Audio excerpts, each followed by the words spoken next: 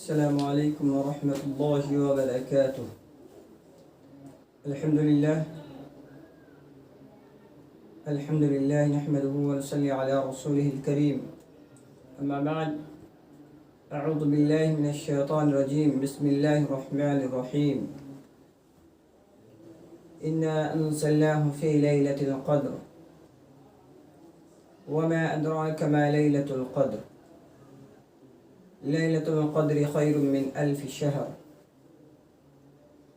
وقال النبي صلى الله عليه وسلم: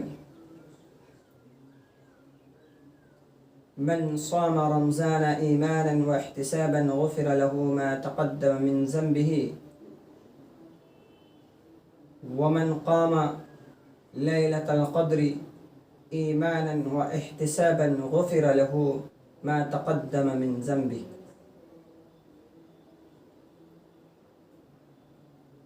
محترم ناظرین، میں آج آپ لوگوں کے سامنے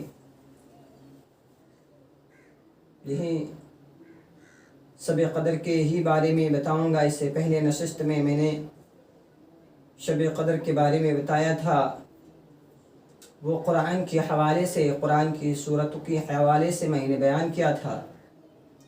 آج میں آپ لوگوں کے سامنے بخاری شریف کی حدیث بیان کروں گا کہ اگر ہم شب قدر میں جاگتے ہیں، اللہ رب العالمین کا ذکر و اذکار کرتے ہیں، تسبیح و تحلیلات کرتے ہیں، قرآن کی تلاوت کرتے ہیں، رات میں قیام کرتے ہیں، تو اس میں اللہ رب العالمین کتنا اجر دے گا، اس کے بارے میں آج ہم لوگ سنیں گے۔ آئیے حدیث کے الفاظ سب سے پہلے سنتے ہیں۔ راوی حدیث حضرت ابو ہریرہ ہے اور یہ بخاری شریف کی حدیث نمبر 2014 کے اندر یہ حدیث آئی ہوئی ہے۔ آئیے پہلے حدیث کے الفاظ سنتے ہیں۔ عن ابی ہریرہ رضی اللہ تعالی عنہ عن النبی صلی اللہ علیہ وسلم قال: من صام رمضان ایمانا واحتسابا غفر له ما تقدم من ذنبه ومن قام ليلة القدر ایمانا واحتسابا غفر له ما تقدم من ذنبه۔ محترم حضرات، اس حدیث میں اللہ کے رسول صلی اللہ علیہ وسلم کیا فرماتے ہیں؟ راوی حدیث کہتے ہیں، یعنی حضرت ابو ہریرہ رضی اللہ تعالیٰ عنہ بیان کرتے ہیں کہ اللہ کے رسول صلی اللہ علیہ وسلم نے فرمایا، جس نے ایمان و احتساب کے ساتھ روزہ رکھا تو ان کے پچھلے جتنے بھی گناہ ہیں وہ معاف کر دیے جاتے ہیں۔ اسی حدیث میں ایک دوسرے جگہ یعنی قیام اللیل کے بارے میں ہے کہ من قام لیلۃ القدر، جس نے لیلۃ القدر میں، شب قدر میں قیام کیا، نماز میں کھڑا ہوا، ایمانا و احتسابا، ایمان و احتساب کے ساتھ، ما تقدم من ذنبہ، غفر له ما تقدم من ذنبہ، تو اللہ رب العالمین ان کے گناہوں کو، جو پچھلا گناہ انہوں نے کیا ہے، ان تمام گناہوں کو، ما تقدم کے تمام گناہوں کو اللہ تعالیٰ معاف فرماتا ہے۔ اتنی بڑی فضیلت ہے اس شب قدر کے رات کو جاگنے کا۔ ہمیں اس شب قدر کی رات کو غنیمت تصور کرتے ہوئے اس میں جاگنا چاہیے۔ اب آئیے ہم لوگ حدیث کے الفاظ میں ایمانا و احتسابا سنا تو اس میں اس کے بارے میں مفہوم سمجھتے ہیں۔ مفہوم یہ ہے کہ وہ نیت صادقہ اور یقین کامل کے ساتھ روزہ کو بوجھ نہیں سمجھا، بلکہ رمضان المبارک کے مہینے کو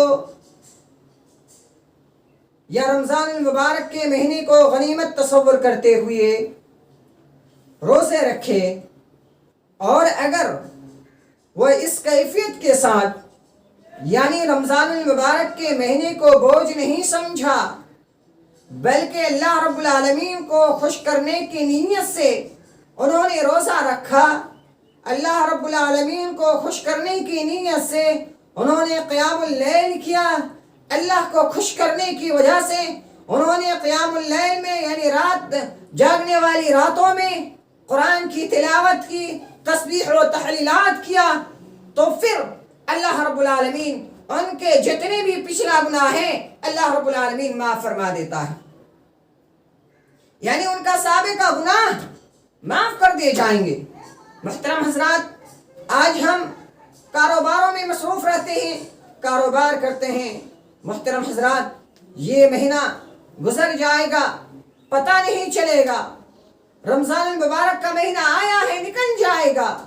اس مہینے کو اور اس مہینے کی نعمت کو غنیمت تصور کرتے ہوئے اس مہینے میں جو اللہ رب العالمین نعمت عطا فرمایا ہے، جو مسلمانوں کو اس مہینے کے اندر گفٹ کی رات، تحفہ کی رات دیا ہے، ان تحفے کی رات میں ہمیں اللہ رب العالمین کی سب سے زیادہ تسبیح و تحلیلات کرتے رہنا چاہیے، ذکر و اذکار کرتے رہنا چاہیے، قرآن کی تلاوت کرتے رہنا چاہیے، نفل عبادتوں میں مصروف رہنا چاہیے. لیکن آج ہمارے معاشرے میں ہمیں کام کے لیے، ہمیں شاپنگ کے لیے، ہر چیز کے لیے، اگر ہم کہیں پرائیویٹ نوکری کرتے ہیں تو ان تمام چیزوں کے لیے چھٹی لے لیتے ہیں، لیکن جو ہمارا آخرت میں کام آئے گا اس کام کے لیے ہم چھٹی نہیں لیتے ہیں. ہم لوگوں کے سامنے اپنی مجبوری پیش کرتے ہیں. دوستو، 10 دن میں کیا ہوگا؟ ارے اللہ کے رسول صلی اللہ علیہ وسلم رمضان المبارک کے مہینے کے آخری 10 عشرے میں کمر بستہ ہو جاتے تھے اور زیادہ محنت کرتے تھے. زیادہ کس میں محنت کرتے تھے؟ زیادہ اللہ رب العالمین کی عبادت میں محنت کرتے تھے، قرآن کی تلاوت کرنے میں محنت کرتے تھے، توبہ استغفار کرتے تھے. اللہ کے رسول صلی اللہ علیہ وسلم رویا کرتے تھے، گڑ گڑایا کرتے تھے اللہ کے سامنے کہ رب العالمین ہماری گناہوں کو بخش دے. لیکن آج ہم کتنے بد نصیب مسلمان ہیں کہ وہ دن جو ہم تک آ پہنچی ہے اس دن کو ہم بھلانے کے در پہ ہیں. لیکن اللہ سے دعا کرتے رہنا چاہیے مومنوں کہ ہمیں بھی یہ رات غنیمت سمجھ کر ہمیں اس رات میں جاگنا چاہیے، ہمیں اس رات میں اللہ رب العالمین کا عبادت کرتے رہنا چاہیے، ہمیں اپنے گناہوں سے شرمندگی محسوس کرنی چاہیے اور رب سے فریاد کرتے رہنا چاہیے کہ اللہ یا رب العالمین ہمارے گناہ، ہماری خطاؤں کو تو معاف فرما. یا رب العالمین، یہ رمضان المبارک کا مہینہ ہے، یہ پوتر مہینہ ہے، اس مہینے کے اندر تو لوگوں کو جہنم سے آزاد کر کے جنت میں داخل کرتا ہے. یا رب العالمین، تو بھی ہمیں انہی خوش نصیب لوگوں میں سے شمار فرما. اسی طریقے سے ہمیں یہ بھی دعا کرتا رہنا چاہیے، ہماری قوم و ملت کے لیے بھی ہمیں دعا کرتے رہنا چاہیے. اگر ہم اپنی قوم و ملت کے لیے دعا کرتے ہیں تو اس پر اللہ کے رسول اللہ تعالیٰ ایک فرشتہ مقرر کر دیتا ہے، اور وہ فرشتہ جب ہم غائبانہ کسی کے لیے دعا کرتے ہیں تو وہ فرشتہ اس پر آمین کہتا ہے، اور جب ہم کسی کا اچھائی کے لیے دعا کرتے ہیں تو فرشتہ آمین کہتا ہے. اس کے ساتھ یہ بھی کہتے ہیں جو تم اس کے لیے مانگ رہے ہو وہ تم کو بھی نصیب ہو. ذرا غور کریں، آج رمضان المبارک کے مہینے کے اندر ہم دعائیں نہیں کرتے ہیں، اللہ سے گڑ گڑاتے نہیں، اپنے گناہوں سے شرمندگی محسوس نہیں کرتے. دوستو، اپنے دل میں ہاتھ رکھ کر ذرا خیال کرو کہ ہمارے باپ دادا، بہت سارے ایسے ہمارے رشتہ دار تھے، وہ گزر گئے، کب ہم بھی گزر جائیں گے، کوئی گارنٹی نہیں ہے. زندگی کی کوئی گارنٹی نہیں ہے. اس زندگی کے لیے تو سوچیے. یہ رمضان المبارک کا مہینہ ہے اور آخری عشرے میں ہمیں زیادہ عبادت کرنا چاہیے، اور آخری عشرہ شروع ہونے ہی والا ہے. اس لیے میں آپ تمام حضرات سے التماس کرتا ہوں، آپ تمام حضرات سے میں درخواست کرتا ہوں کہ آخری عشرے میں اللہ رب العالمین کی زیادہ سے زیادہ عبادت کریں، ان کی تسبیح و تحلیلات کریں، قرآن کی تلاوت کریں اور عبادت میں مصروف رہیں، اور شب قدر کو ڈھونڈیں، تلاش کریں. کیونکہ میں نے شب قدر کے بارے میں بتایا تھا کہ 1000 مہینوں سے بھی زیادہ بہتر ہوتا ہے. سمجھ گئے شب قدر؟ اس لیے تمام حضرات سے گزارش ہے کہ شب قدر کی راتوں کو اللہ اور اس کے رسول صلی اللہ علیہ وسلم کے فرمان کے مطابق جاگیں، اپنے گھر والوں کو جگائیں، اپنے اہل و عیال کو جگائیں، لوگوں کو بتائیں شب قدر کی فضیلت، لوگوں کو بتائیں شب قدر کی اہمیت. لیکن آج ہمارے گاؤں میں، علاقوں میں بس ایک دو یا بزرگ لوگ ہی جاگتے ہیں، لیکن بڑے افسوس کے ساتھ کہنا پڑتا ہے کہ جو چیز اللہ کے رسول صلی اللہ علیہ وسلم نے ہمیں کرنے کے لیے بتایا ہے وہ چیز ہم نہیں کرتے ہیں، اس سے دور جاتے ہیں۔ محترم حضرات، یہیں سے میں اپنی بات کو ختم کرتا ہوں۔ السلام علیکم ورحمۃ اللہ وبرکاتہ۔